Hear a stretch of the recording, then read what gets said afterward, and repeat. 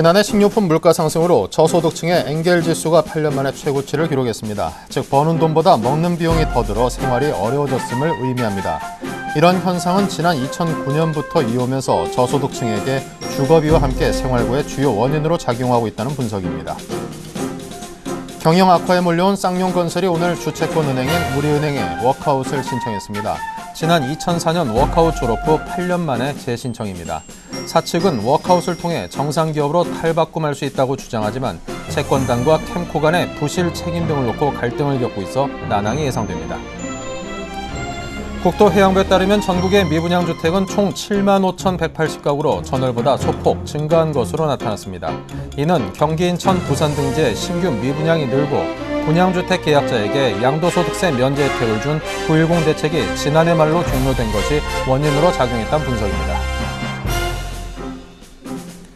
최근 원화가 강세를 보이며 해외 여행비 부담이 준 탓에 지난 1월 해외 여행객은 142만 명으로 사상 최다를 기록했습니다.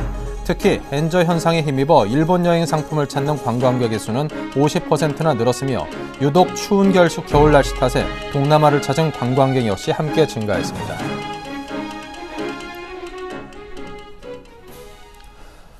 네, 시청자 여러분 안녕하십니까. 오늘장 내일장 진행을 맡은 임동석입니다. 자, 오늘 순서 시작하겠습니다.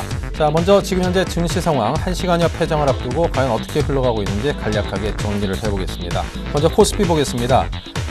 현재 9.23%포인트가 하락했습니다. 0.46%가 하락하면서 오늘도 약세를 이어갔습니다. 전일과 비슷한 수준인데요. 2000.29로 2000선을 지킬 수 있을지 아니면 내줘야만 하는 것인지 자, 그 기로에 놓여 있는 양상입니다. 오늘 수급적인 측면에서도 상당히 긍정적이진 않습니다. 개인이 순매수를 하고 있긴 합니다만 기관과 외국인이 쌍끌이로 매도를 하면서 각각 700억 원대 내외의 매도세로 대응을 하고 있습니다. 코스피 투자 주체별 매매 동향을 살펴보시면 그다지 긍정적이지 않다는 걸 아실 수 있고요.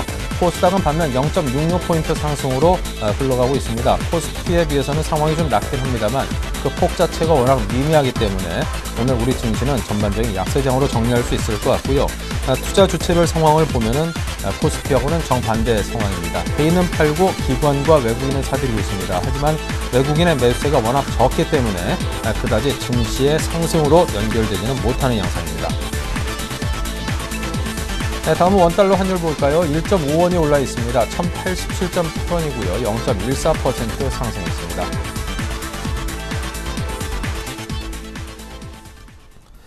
네, 지금부터 오늘장 내일장 1, 2부 순서 시작하겠습니다. 먼저 1부 주요 내용들부터 소개해드립니다. 네, 먼저 애널리스트에게 듣는다. 임수균 연구원과 함께 초접전 양상을 띠고 있는 이탈리아의 재선거 가능성이 어떤지 또 하지만 그에 따른 시장에 미친 영향은 제한적이라고 하는데요. 자, 이에 대한 분석을 듣고요. 일본은행 총재의 구로다 씨가 내정됐다고 합니다. 앞으로 엔저가 가속화될 것으로 시장에선 전반적으로 내다보고 있습니다. 네, 내일은 일동주 김민수 차장과 함께 이번 주 미 시퀘스터 과연 변동성을 확대시킬지 코스피 2010포인트를 지지할지가 주목된다고 하는데요. 지금 2000선마저도 지금 무너질 수도 있기 때문에 자, 이것을 이탈할 경우엔 1990포인트가 재확인돼야만 한다고 하는데 과연 어떻게 흘러갈지 등등에 대해서 스마트폰 부품주와 함께 살펴보겠습니다. 네, 추세 매매 달인은 임병석 팀장과 함께 실적주의 눌림시의 매수 그리고 중소형주의 단기 매매가 유리하다라는 내용에 대해서 들어보고요. 자, 한섬의 성장성 확대 및 양적 매수, 양매수 전환 가능성으로 살펴보겠습니다. 네, 7일간의 수익 다이어리는 이정복 대표와 함께하겠습니다. ICD 신규 매수 가능성에 대해서 또 제 추천으로 이번 주 왕좌를 지킬지에 대해서 알아보겠습니다. 네, 오늘장 자세한 이야기 여의도를 연결해 듣겠습니다. 삼성증권의 임수균 연구원 연결합니다. 안녕하십니까? 네, 안녕하십니까? 네, 어제 이탈리아에서 총선이 치러졌습니다. 안정적인 정부 구성이 불가능해지면서 다시금 이 금융시장이 불안해지고 있는데요. 경제개혁 조치 역시 실행이 불확실해지면서 유로존 전체 우려감이 커지는 양상입니다. 자, 이탈리아 총선의 영향력은 어느 정도 될 것으로 보시고 향후 전망을 어떻게 갖고 계시는지요? 네, 일단 긴축에 찬성하는 좌파 연합이 그 하원 장악에는 성공을 했습니다. 하원 같은 경우는 이제 제1당에 좌석을 몰아주는 제도가 있기, 그 의석을 몰아주는 제도가 있기 때문에 하원은 과반을 확보를 했지만 이제 상원 과반 확보에 실패를 하면서 이제 그 좌파 연합 같은 경우는 이제 연정 파트너를 찾아서 연정 구성에 나서야 하는 상황인데 지금 그 긴축에 대한 이제 각 정당들의 선호도를 봤을 때 현실적으로 좀 원만한 연정 구성은 힘들지 않을까라는 그 판단들이 많이 나오고 있는 것 같습니다. 그래서 뭐 이탈리아 같은 경우는 뭐 최악의 경우 지난번 그리스와 같이 좀 재선거로 가는 시나리오를 생각을 해봐야 될 것 같고요. 이런 부분들이 좀 시장의 불확실성을 증폭을 시키고 있습니다. 하지만 이제 저희가 봤을 때 이런 부분들에 대한 우려를 반영한다고 하더라도 이탈리아 총선 결과가 시장에 미칠 영향력은 좀 제한적인 수준에서 마무리될 가능성이 크다라고 보고 있는데요. 일단 뭐 이 이벤트 자체가 상당히 오랜 기간에 걸쳐서 시장에 좀 반영이 된 이슈고요. 또 이제 작년에 그리스 사태와는 다르게 이제 ECB의 OMT 정책과 같은 이제 여러 가지 그 위기 안전판들이 마련이 돼 있기 때문에 시장에 미칠 영향력은 좀 제한적이다라는 관점에서 바라볼 필요가 있을 것 같습니다. 네. 자, 이어서 일본에 대한 이야기를 하겠습니다. 일본은행 총재로 구로다 아시아개발은행 총재가 새로운 얼굴로 낙점이 됐는데요. 앞으로 엔화의 약세는 더욱 가속화될 것이라는 우려감이 큽니다. 어떻습니까? 예, 일단 뭐 새로 선임된 구로다 총재 같은 경우는 뭐 대표적인 엔화 약세론자로 알려져 있기는 하지만 시장에서 우려하는 대로 좀 극단적인 엔화 약세 정책을 추구하는 그 입장은 아니다라고 지금 알려지고 있습니다. 일본에서 이제 좀 추후에 들고 나올 강력한 엔화 약세 정책으로는 자산 매입 규모 확대라든지 국채 이외의 자산을 매입하는 방안, 그리고 이제 인플레이션 타겟팅을 올리는 방안 등이 좀 거론이 되고 있는데 뭐 이런 식으로까지 극단적인 방안을 쓰기보다는 이제 현재 마련된 그 엔화 약세 정책을 수행하는 쪽으로 이제 정책 포커싱을 맞추지 않을까라고 생각을 하고 있습니다. 일단 뭐 일본의 그 신임 총재 선임과 관련한 이벤트도 이미 이번 달 초에 시장에 한번 반영이 됐었기 때문에요. 이 부분 역시도 좀 시장에 추가적으로 미칠 영향력은 제한적이다라는 관점에서 보고 있습니다. 특히 이제 그 지금 오늘 같은 경우는 엔달러 환율이 지금 92엔대까지 지금 떨어져 있는 상황인데요. 지금 재차 부각된 유로존 리스크가 안전자산 선호 현상을 유발을 하면서 달러화 강세, 엔화 약세를 가져오고 있는데요. 이런 부분들은 오히려 좀 국내 시장에 긍정적인 부분도 있다라고 좀 판단을 하고 있습니다. 네. 자, 구로다 총재가 앞으로 어떤 정책을 펼지 우리 경제에 미치는 영향도 있으니만큼 좀 기대를 해보도록 하겠습니다. 자, 오늘 3월 초 중국 최대 정치 행사인 양회를 중국에서는 앞두고 있습니다. 중국의 양화 이 모멘텀에 대해서 좀 기대해봐도 될까요? 예, 일단 뭐 통상적으로 중국 양회를 전후해서는 이제 경기 부양에 대한 기대감이 많이 좀 나타나게 되는데요. 근본 같은 경우는 이제 이전과는 다르게 이제 경기 부양보다는 오히려 규제에 대한 우려 리스크가 좀 더 커지고 있는 그런 상황으로 볼 수가 있겠습니다. 일단 그 가장 문제가 되는 부분이 중국의 물가 상승 압력인데요. 통상적으로 중국 물가에 민감한 영향을 미치는 중국 부동산 가격이라든지 중국 내 돼지고기 가격 그리고 국제 유가 등이 일제히 상승세를 보이고 있다라는 점이 물가 상승 압력을 좀 자극을 하고 있습니다. 이렇게 물가 상승 압력이 높아지게 될 경우는 정부에서 추가적인 부양책을 쓰기가 좀 힘들어지는 상황들이 발생을 할 수가 있고요. 특히 이제 중국 내부적으로도 지금 부정부패 척결 캠페인과 같이 이제 시진핑 정부가 강력한 이제 경제 개혁 혹은 이제 경제 구조 그 개혁의 의지를 드러내고 있다라는 점이 오히려 시장에는 규제에 대한 우려를 증폭시키고 있는 부분이 아닌가라고 판단을 하고 있습니다.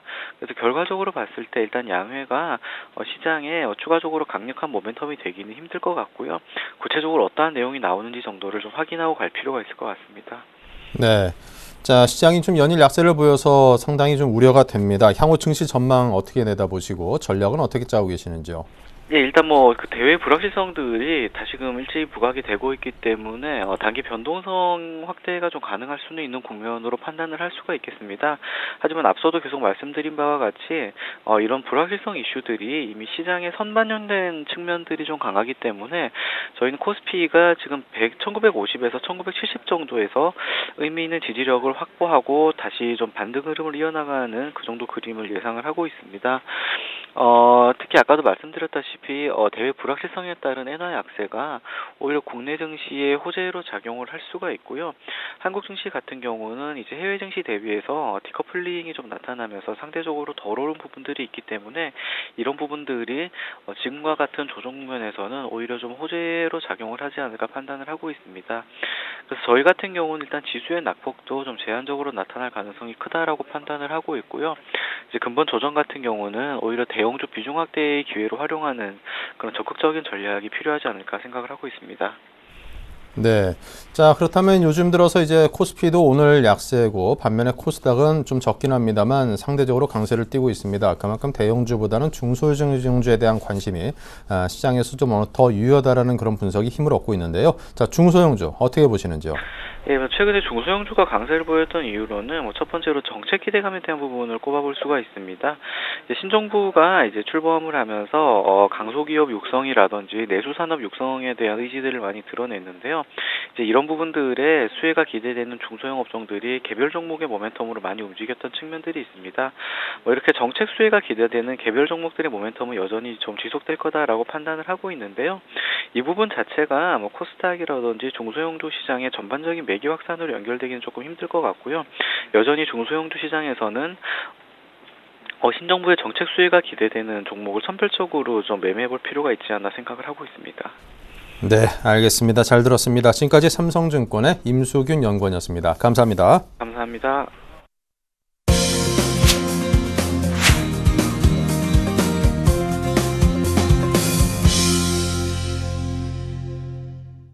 그래서 내일은 어떤 종목이 잘 갈 수 있는지 그에 대해서 먼저 살펴보는 시간입니다. 내일은 1등주 시간인데요. SK증권 명동 PIB센터의 김민수 차장입니다. 안녕하세요. 네, 안녕하십니까. 네, 이탈리아 총선과 미국 시퀘스트 우려로 나흘 만에 우리 코스피가 지금 2000선이 무너질랑 말랑하고 있습니다. 지금 이제 지수를 살짝 보니까요. 무너졌네요. 1998선으로 지금 내려가 있는데 좀 아깝다 싶은 생각이 듭니다. 현 시장에 대해서 어떻게 정리하고 계십니까?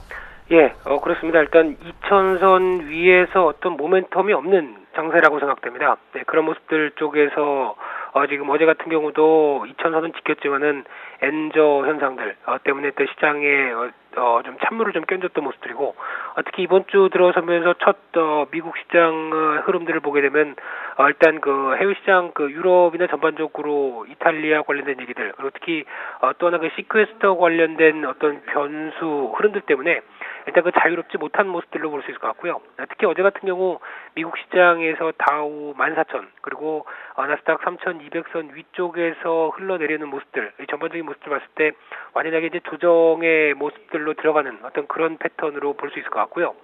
그런 모습이라고 한다면 일단 변동성은 커지는 문제.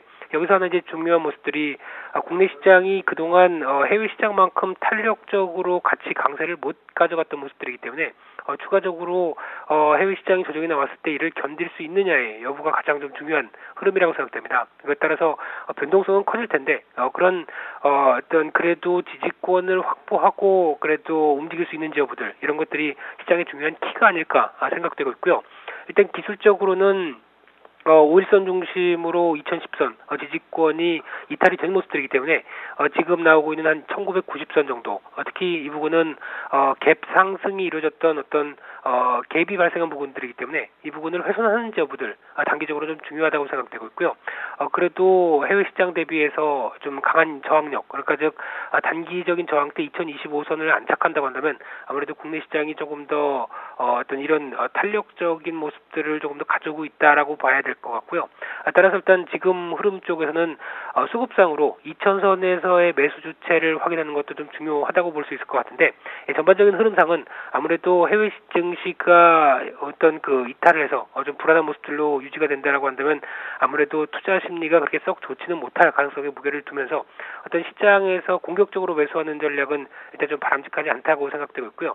어떤 지금 실적이라든가 수급 특히 지금 최근에는 이제 코스닥 중심의 중소형주 쪽으로 조금 더 활발하게 움직이는 측면들이 좀 높기 때문에 그런 종목 중심의 접근으로 한정시키는 전략 쪽으로 강조를 좀 드리도록 하겠습니다. 네, 시장에 좀 공격적으로 다가서는 것에 대해서는 각별한 주의를 해야 한다는 당부를 하셨습니다. 자, 이제 내일은 1등주 소개받기 전에요. 요즘은 1등주들이 어떤 분야에서 나오는지 궁금합니다. 예, 일단 전반적으로 내일은 일등주 쪽에서 일단 강조를 드리고 싶은 얘기는 일단 지금 스마트폰 부품주들의 모습들이 조금 더 활발합니다. 관련된 쪽에서 어떤 그 FPCB 관련된 종목이라든가 카메라 그리고 케이스 그리고 특히 최근에 어떤 움직임 보이고 있는 어떤 그 무선 충전주 어떤 이런 쪽으로 약간 좀 특화된 쪽으로 IT 부품주들이 좀 강하다는 거 먼저 말씀드리고 싶고요. 최근에 또 좀 부분적으로 봤을 때 이 카메라 모듈 관련된 쪽에 갤럭시 S4에 대한 기대감이라든가 특히 스마트폰이 카메라를 고화소를 장착하기 시작하면서 나타나는 모멘텀들 흐름으로 봤을 때는 옵트론텍이 가장 어떤 시장의 좀 주도적인 종목들이 아닐까 그렇게 볼 수 있을 것 같고요. 또 하나 이제 스마트폰 케이스 관련된 종목들 쪽으로 이제 중국 쪽에서도 출하량이 상당히 많이 좀 저가형이든 아니면은 최신형이든 같이 좀 늘어나는 모습들이 나오고 있기 때문에 그런 모습들과 같이 어떤 그 수주 확대 가능성이 좀 높은 종목들 같은 경우도 주가 흐름들 탄력적이라고 볼 수 있을 것 같은데요. 그중에 가장 대표적인 대장주 성격은 아무래도 모베이스가 아닐까 생각되고 있는데, 근데 말씀드렸던 종목들도 둘 다 지금 스마트폰 부품주나 이 관련된 종목은 상대적으로 좀 가파르게 좀 올라온 측면들이 좀 있기 때문에 이를 바로 여기서 더 간다고 싶어서 추격 매수하는 거는 일단 자제를 좀 하시라는 말씀을 좀 드리고 싶고요. 아무리 좋고 실적이 좋고 하더라도 항상 눌림목은 줍니다. 그렇기 때문에 어떤 그 21선 중심의 눌림목들 흐름들을 확인해가면서 꼭꼭 투자 전략을 점검하시는 게 중요할 것 같고요. 오늘 같은 경우 또 미디어 방송 관련주 쪽에서도 강세를 보이고 있습니다. IMBC라든가 CJ ENM 어떤 이런 쪽으로도 강세 흐름들을 보여주고 있는데, 일단 신정부 정책에 대한 기대감, 특히 통신과 미디어 쪽에서의 융합 쪽을 얘기를 많이 하는 모습들이고요. 그런 어떤 쪽의 정책적인 수혜적인 측면들도 좀 높기 때문에 그런 관련된 종목들도 좀 눈여겨 보셔야 될 것 같은데, 특히 최근에 영화 쪽에서도 모멘텀을 부각받고 있는 CJ ENM 같은 경우도 긍정적인 모습들로 볼 수 있을 것 같습니다. 네, 자, 이런 분야에 대해서 여러분께서도 앞으로 좀 심도 깊게 공부를 하셔야 될 것 같습니다. 자, 그렇다면 오늘 말씀하실 내일 잘 갈 수 있는 1등주는 어디입니까? 예, 일단 스마트폰 부품주 중에서 한 종목을 골라봤고요. 유원컴텍입니다. 특히 말씀드렸듯이 그 상승세가 강한 종목들은 쫓아가기가 좀 부담스럽다고 생각되고 있고, 특히 유원컴텍은 적당하게 어떤 눌림목을 받는 과정이 아닐까 싶어서 말씀을 좀 드리고 싶은데요. 올해 일단 기존 엔지니어링 플라스틱 쪽에서 매출은 그대로 유지가 되고, 거기서 신규 사업 쪽인 열 확산 시트, 즉 그 휴대폰 배터리의 발열을 이제 그 낮추는 효과를 갖춘 쪽에서의 부분들이 신규 사업 부분 쪽에서 그 상당히 좀 긍정적으로 나올 수 있을 것 같은데요. 올해 그 1,000억대 정도의 매출을 전망하는데 그 중에서 한 500억 정도를 차지하지 않을까 생각되고 있고, 거기다가 이제 중국 쪽에서 그 ZTE 쪽에 납품을 시작한 이후로 화웨이라든가 레노버 쪽으로 납품을 추진한다고 한다면 아무래도 성장성에 대한 긍정적인 모습들이 좀 이어질 것 같고요. 거기다가 이제 자회사가 유원화양이라는 회사가 있는데 중국의 그 화양그룹과의 시너지를 통해서 어떤 중국 고객 확대가 이어진다고 한다면 올해 그 매출 비중이 과거 삼성전자 쪽으로 70%, 그리고 중국 로컬 쪽으로 30% 들어갔던 부분들이 좀 더 늘어날 수 있는 어떤 그런 기반이 마련되지 않을까 생각되고 있고요. 특히 그 자회사 중국 쪽에서 유원화양 같은 경우 올해 실적 가이던스가 전년 대비해서 2배 매출을 좀 보일 걸로 보여주고 있기 때문에 그런 차원에서 봤을 때 조금 더 긍정적인 모습들이 좀 나오지 않을까라는 관점적으로 볼 수 있을 것 같고요. 조금 늦었지만은 좀 강하게 움직일 수 있는 종목들 쪽에서의 흐름들을 좀 말씀을 드려보고 싶고요. 따라서 일단 목표가는 13,000원대로 좀 설정을 할 수 있을 것 같고요. 손절가는 조금 더 짧게 500원 정도로 해서 대응을 하는 전략을 말씀드리고 싶습니다. 네, 자, 오늘은 유원컴텍 목표가 13,000원, 손절가 1,500원으로 말씀을 해주셨습니다. 요즘 들어 잘 나간다니 스마트폰 관련 부품주밖에 없는 것 같습니다. 자, SK증권 명동 PIB센터의 김민수 차장과 함께했습니다. 감사합니다. 예, 감사합니다.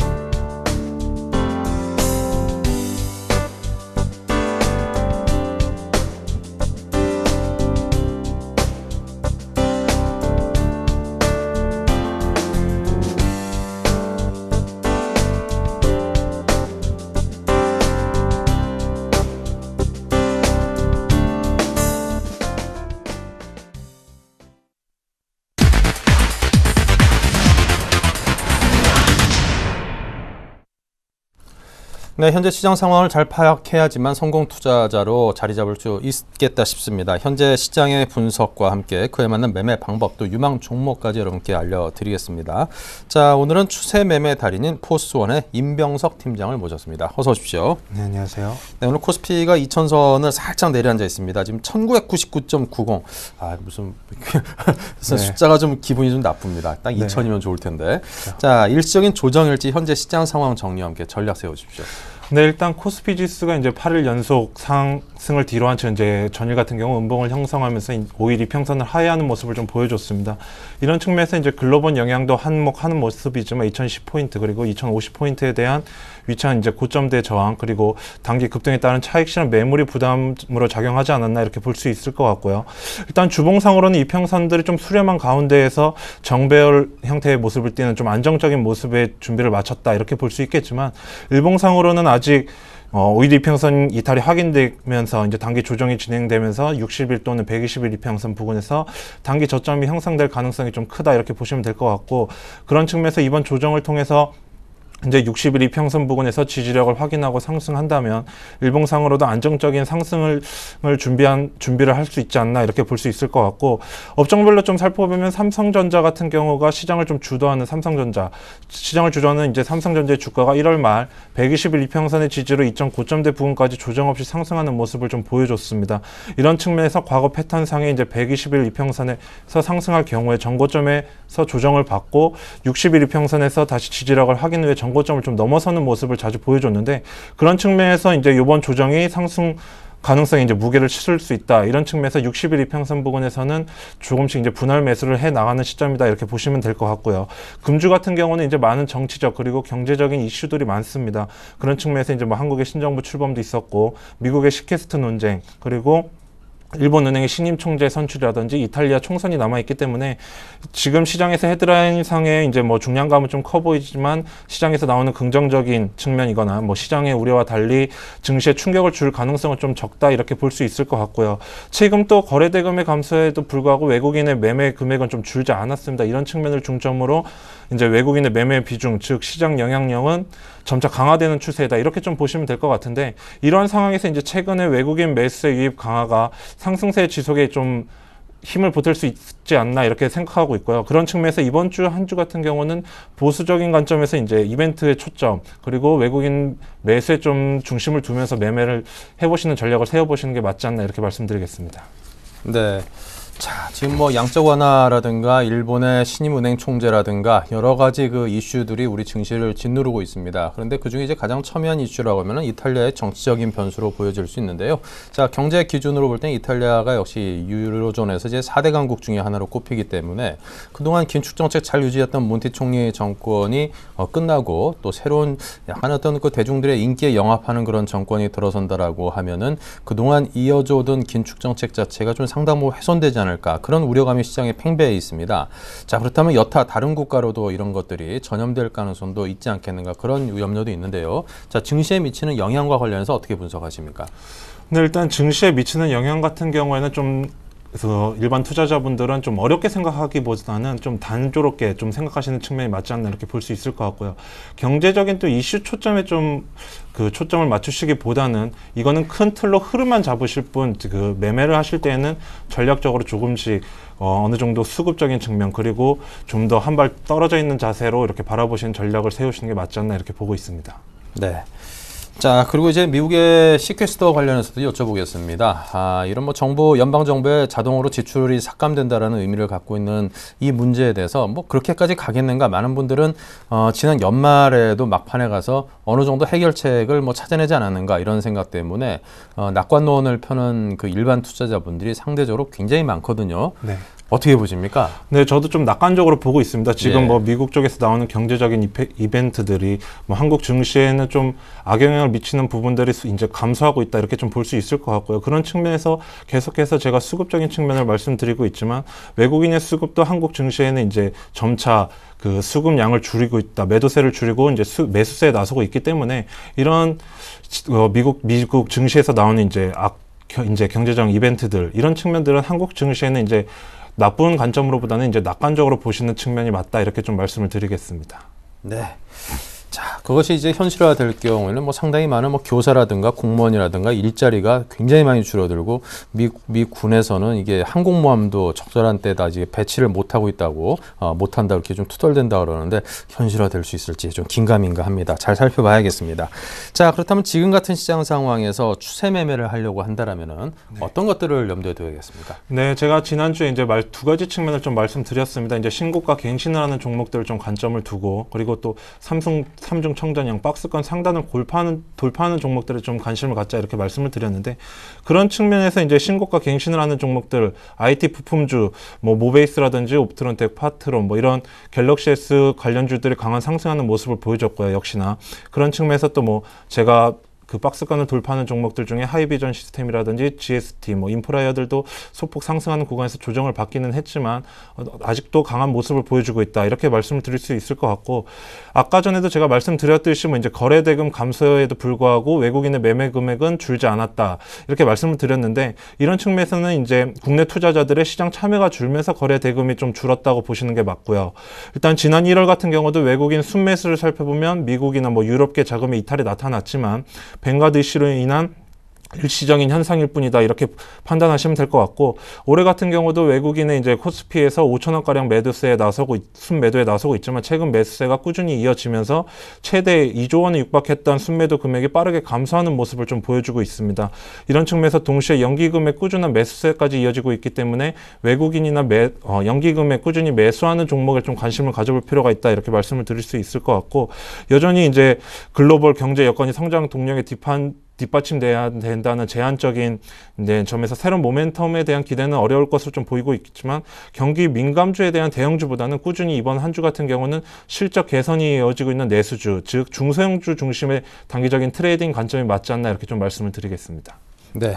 자, 외국인과 기금이 주로 사들이는 그런 수급이 좋은 종목들에 대해서 주목을 해야 될 필요가 있어 보입니다. 자, 그렇다면 이제 오늘 같은 경우 수급 상황을 보면은 코스피라든가 이쪽은 외국인 기관들이 좀 매도세로 일관하는 이만큼 좋은 종목 찾기가 상대적으로 힘들겠다 싶은 생각도 드네요. 자, 요즘에는 어떤 추세 종목들이 수익률이 좋은지요?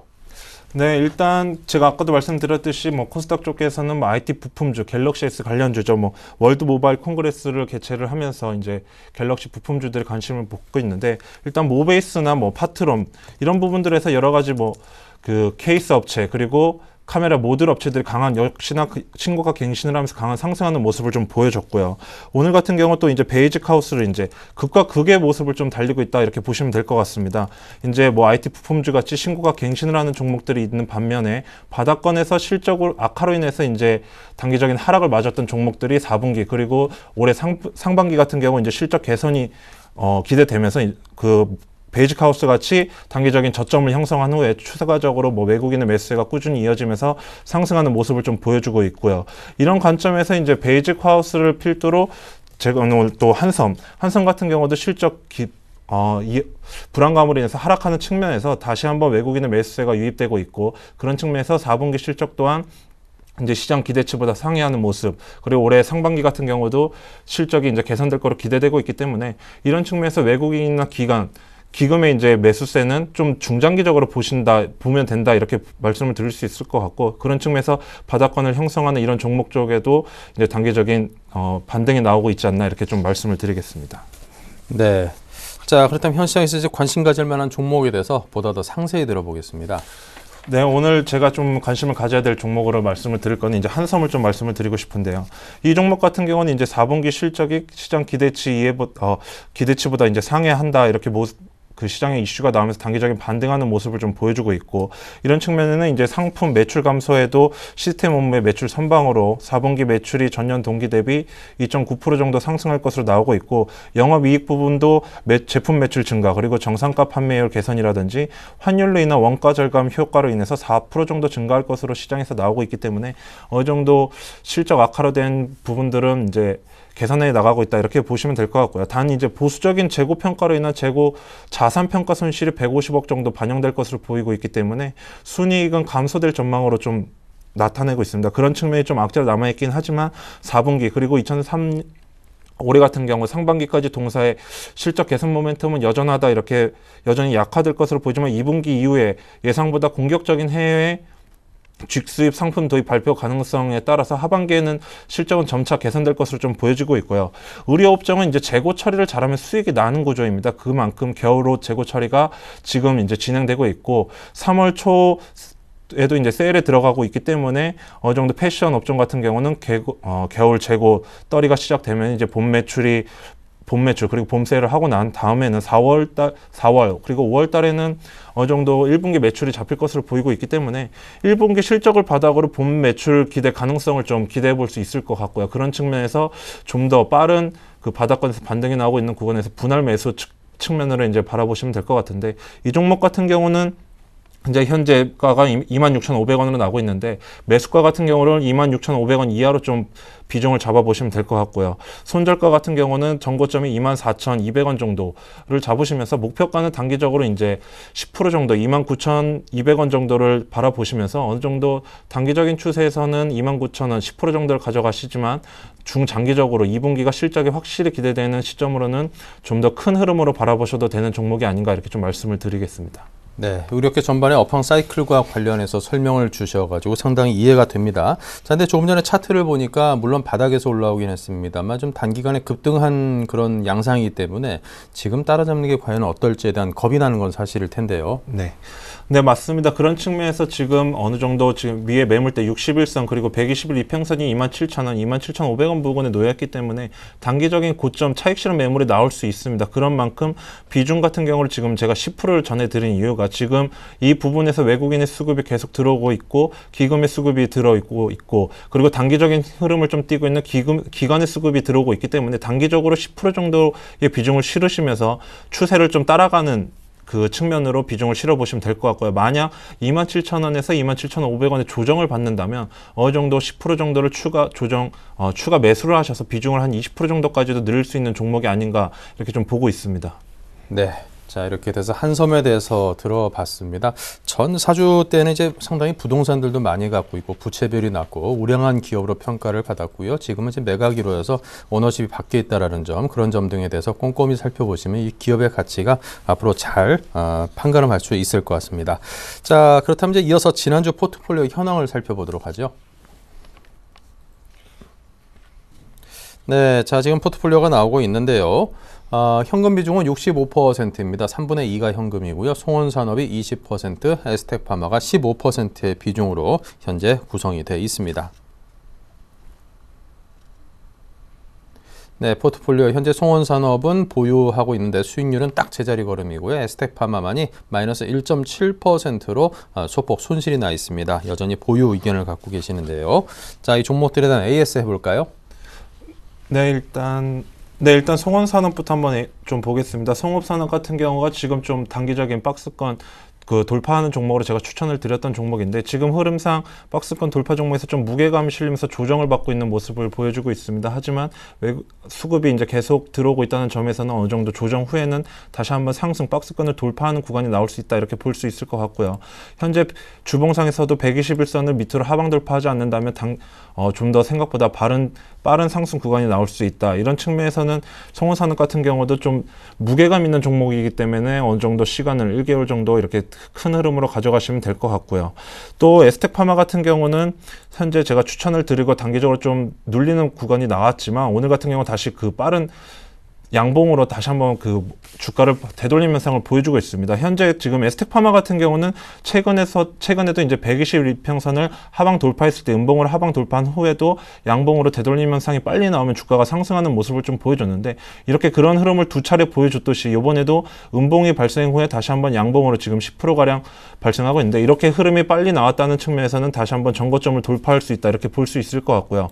에스텍파마 같은 경우는 현재 월봉상에 5개월 정도 전 고점을 지금 지지대 형성으로 받치고 있기 때문에 이 부분을 확실히 지지해준다는 측면에서는 반등이 나올 수 있다 이렇게 보여주고 있기 때문에 두 종목 다 전고점을 다시 한번 돌파한다는 초점 그리고 외국인의 수급과 그 기금의 수급이 계속 들어오고 수급이 개선되고 있다는 초점에서는 보유하시는 전략으로 좀 말씀을 드리겠습니다. 네, 자 그렇다면 송원산업은 지금 정도 구간에서 다시금 재매수를 한다라든가 하는 경우는 어떻습니까? 네, 지금 일단 11선의 이평선에 놓여지고 있는데요. 지금 보유 중이신 분들은 지금 현재 가격에서 보유하시는 전략이 맞다 이렇게 보여지고 있고요. 지금 신규 매수를 좀 노리시는 분들은 현재 좀 분할 매수로 측면이 맞습니다. 지금 10일 부근에서는 다시 한번 한 비중의 반 정도, 절반 정도로 매수하고 이 부근에서 눌리는지, 눌렸다 다시 가는지 아니면 바로 올라가는지를 좀 확인하신 후에 올라타는 전략이 맞다 이렇게 좀 볼 수 있을 것 같고요. 에스텍 파마 같은 경우도 현재 오늘 같은 경우는 단기 양봉이 좀 형성이 되고 있기 때문에 이 종목 같은 경우는 신규 편입을 노리시는 시청자분들은 좀 관점을 멀리 좀 두고 보고 계시다가 19,000원적인 전 고점을 강하게 돌파했을 때 한번 올라타시는 전략이 맞지 않나 이렇게 말씀을 드리겠습니다. 네, 자 이렇게 해서 이 편입되어 있는 종목들의 AS까지 잘 진행을 해봤습니다. 자 오늘의 관심 종목으로 선정한 한섬까지 편입된 포트폴리오 살펴보면서 임병석 팀장님과는 여기서 인사 나누겠습니다. 감사합니다. 감사합니다.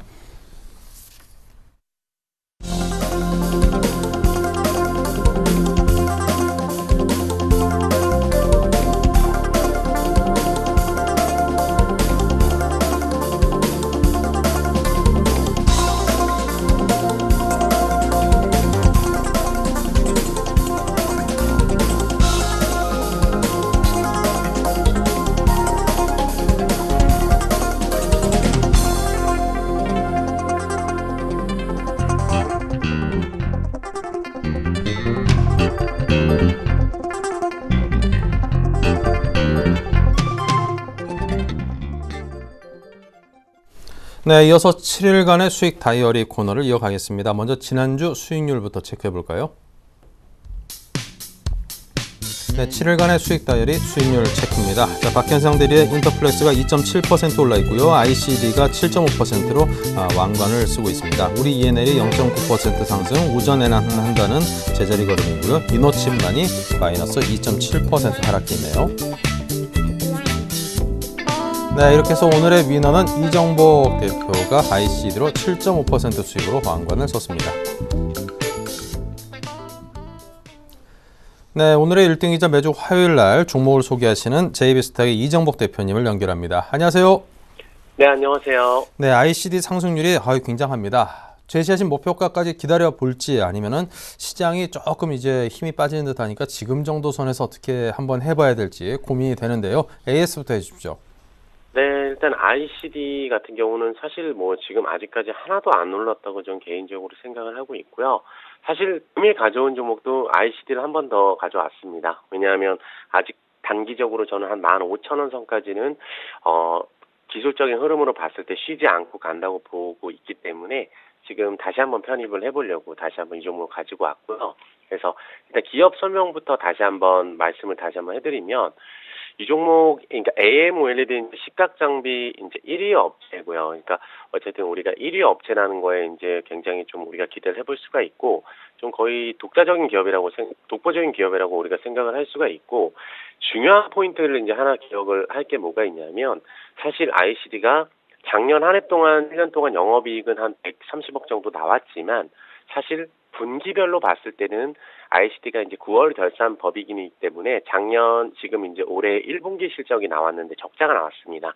그러면 우리가 적자가 나왔지만 그래서 어떤 점을 우리가 주목을 해야 되냐면 적자가 나온 부분이 있지만 왜 그랬는지 제가 한번 기업을 확인을 해보니까 다른 수주를 이제 AMOLED 수주를 이 기업도 똑같이 12월 달에 230억 정도 받았는데 235억을 받았습니다. 하지만 다른 이제 장비 업체들 같은 경우는 분기별로 조금씩 실적이 잡는 반면에 ICD는 3월 31일까지 실적이 들어가게 되면 한꺼번에 분기 실적이 잡히기 때문에 한꺼번에 실적이 턴어라운드 될 것이기 때문에 지난 이제 1분기 실적 자체가 매출이 35억밖에 나오질 않았습니다. 하지만 다음 분기 때는 거의 매출 같은 경우는 전분기 대비 10배 이상 나온다고 보고 있고요. 영업이익도 흑자 전환이 실시되기 때문에 사실은 지금 주가 자체는 굉장히 바닥이다. 그리고 또 모멘텀이 한 가지가 더 있습니다. 지금 월드 모바일 콩글레스가 지금 진행을 하고 있는데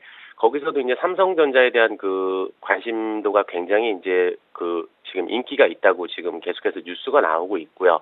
그거보다 더 중요한 모멘텀이 뭐가 있냐면 삼성전자하고 이제 현대차 같은 경우는 사실 올해 투자 계획을 발표를 하지 않았습니다. 하지만 올해 반도체 쪽과 함께 이쪽 AM511에 대한 투자를 확대를 할 것이다라는 뉴스가 굉장히 쏟아져서 나오고 있습니다. 그렇기 때문에 아마 그런 실적 발표가 보통 대통령이 이제 어제 박근혜 이제 당선자가 대통령에 이제 취임을 했는데 취임식 이후에 이제 그런 실적을 계속해서 올해 투자 계획을 발표를 지금 해오고 있기 때문에 이번 주 아니면 다음 주에 한번 그런 발표가 나올 것이라고 좀 보고 있습니다. 그렇다면은 이제 삼성 디스플레이 쪽에 대한 삼성전자에 대한 이 매출 쪽이 좀 집중이 돼 있습니다. 사실은 매출이 좀 다각화되지 못하고 사실 그런 부분도 작년에 이제 앞으로 개선을 하겠다는 그런 공시도 나오고 했는데 그렇게 된다면 사실 투자를 확대를 하게 된다면 가장 큰 수혜주로 좀 부각이 될 수가 있다. 이렇게 말씀드릴 수가 있겠고요.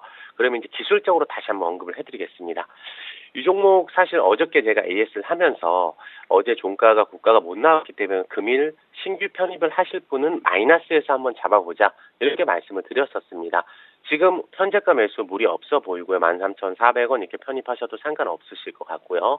그리고 기술적으로 이제 보시면 일봉을 120일선을 뚫은 게 사실은 기간이 거의 1년 이상 만에 120일선을 뚫어줬습니다. 그래서 볼린저 밴드 이제 상방을 거의 1년 만에 뚫어놓은 상황이기 때문에 사실 여기서 또 내려왔다 가는 것보다는 한 차례 더 오버슈팅이 나온 이후에 15,000원 이상 한번 찍은 다음에 사실 횡보를 좀 하지 않을까 생각을 하고 있고요. 그래서 종가상으로 편입하셔도 상관없다고 보고 있고요. 목표가로는 단기적으로 15,000원 제시해드리겠습니다.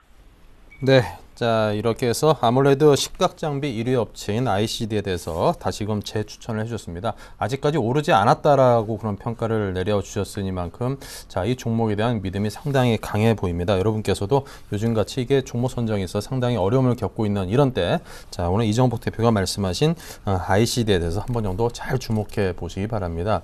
자, 이 식각이라고 하는 게 이제 뭐 IT 장비 같은 걸 만들 때 이제 불필요한 부분을 깎아내는 걸 이제 식각이라고 하는 걸로 알고 있는데요. 자, 그렇다면 이제 이 주가 상황이 지금 전체적인 시장에 힘이 좀 빠지고 있는 상황에서도 이 종목에 대해서는 적극적인 접근을 하는 것도 괜찮을까요?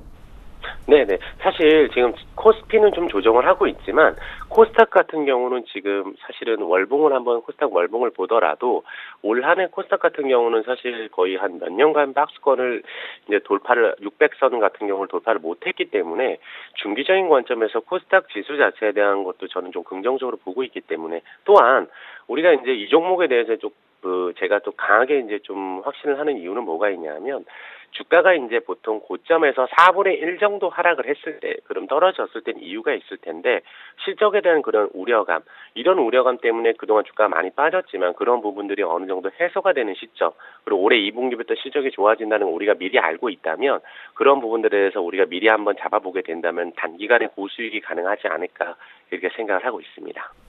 네, 알겠습니다. 자, 오늘은 1위 식각장비 업체인 ICD에 대해서 이정복 대표로부터 다시 한번 또 중복 추천을 받아봤습니다. 높은 수익률 기대해 보겠습니다. 오늘 말씀 감사합니다. 네, 감사합니다.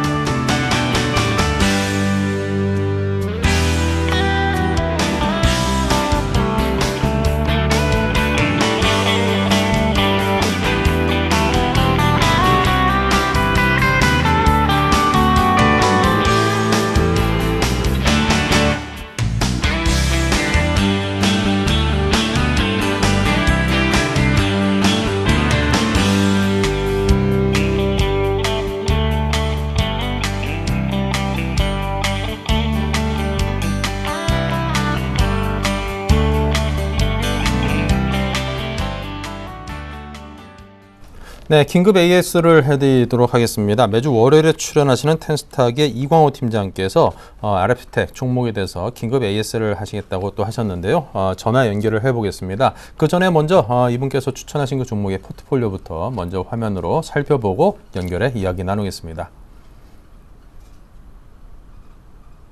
네, 현금 비중이 45%로 비교적 적은 편입니다. SK하이닉스가 20%, 그리고 디지텍 시스템이 15%, RF텍과 자화전자가 각각 10%씩인데요. 네, RF텍 45.6%로 굉장히 높이 올라가 있죠. SK하이닉스와 자화전자도 9.6, 1.8% 수익권입니다. 네, 자, 이광호 팀장께서 어떤 말씀을 하실런지 들어보겠습니다. 안녕하세요. 네, 안녕하세요. 네, 긴급 A에서 부탁드립니다. 네, 제가 추천드렸었던 1월 14일 추천드렸던 RF텍 지금 50% 넘는 수익을 기록 중이었는데 지금 오늘 금일에 그 연기금 쪽에서의 물량이 좀 많이 좀 확인이 되고 있습니다. 일단 이제 수급을 놓고 보시면은 지금 연기금에서 매집하는 물량이 지금 적지 않은 상황에서 갑작스런 그 큰 물량을 좀 갑자기 출회를 했다는 거는 이제 어느 정도 추세 그 무성충전의 테마와 그리고 또 추세적인 부분에 있어서 조금 향후의 흐름을 좀 걱정을 해볼 수 있는 그런 대목이라고 판단이 되고 있고, 또 이제 차트 흐름을 보셔도 지금 분봉 흐름상 지금 그 30분봉의 그 이평을 지금 크게 무너뜨리는 계속적으로 빠지는 그런 흐름이 계속 나오기 때문에 이런 추세가 꺾이는 흐름은 당분간 좀 더 지속될 것으로 판단을 해서 지금 제가 제시해드렸던 익절 라인 18,000원을 지키겠다는 이제 투자 원칙을 지키겠다는 의미에서 지금 이제 이 종목에 대해서는 그만 이제 매도 처리하고 수익 실현하는 것으로 의견을 드리도록 하겠습니다. 네, 알겠습니다. RF텍 연기금 쪽에서의 물량이 확인이 되면서 지금 정도에서는 이익 실현을 한다라고 이렇게 말씀을 하셨습니다. 자, 그렇다면 이제 디지텍 시스템 같은 경우는 한 10,000원 정도 선에서 다시금 매수에 대해서는 어떻게 보십니까? 네, 지금 디지텍 시스템이 오늘 좀 안 좋은 좋지 않은 상황 속에서도 계속적으로 지금 상승을 해주고 있는데, 일단 이 종목에 대해서 이제 차트 흐름을 보시면은 일단 그동안 이제 조금 소외가 됐던 그런 투신권이라든지 이쪽에서의 물량이 어느 정도 지금 들어오고 있는 상황에 있고, 또 이제 IT는 여전히 견조한 흐름을 당분간 또 이어갈 것으로 지금 업황 자체가 그렇기 때문에 향후에도 계속적으로 이제 조금 더 상승에 대한 기대는 있습니다. 하지만은 지금 현재 구간이 지금 단기적으로 좀 몇 거래일째 계속적인 상승을 해줬기 때문에 조금 한 번에 많은 비중을 가지고 들어가시는 것보다 또 일정 기간 또 조정을 좀 예상을 해서 분할 매수 관점으로 좀 접근하시는 게 좋지 않을까 판단을 하고 있습니다. 네, 알겠습니다. 자, 오늘 이렇게 해서 이광호 팀장님의 긴급 AS를 들어봤습니다. 자, 여기서 인사 나누고 최종 포트폴리오 잠시 후 화면으로 보겠습니다. 감사합니다. 네, 감사합니다.